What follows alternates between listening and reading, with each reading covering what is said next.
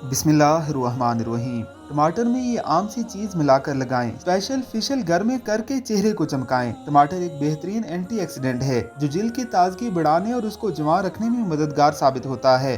टमाटर से बनने वाला स्किन वाइटनिंग टमाटर फेशियल जो आपकी जिल्द पर मौजूद हफ्तों भर की मैल कुचैल आधे घंटे में दूर भगाए और आपको बनाए हसीन और दिलकश।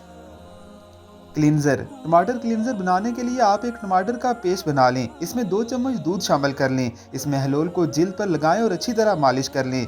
स्क्रैब। स्क्रैब बनाने के लिए एक प्याले में 1 चम्मच बेसन और 1 चम्मच चीनी मिलाएं। साथ ही एक टमाटर का आधा पेस्ट काट लें।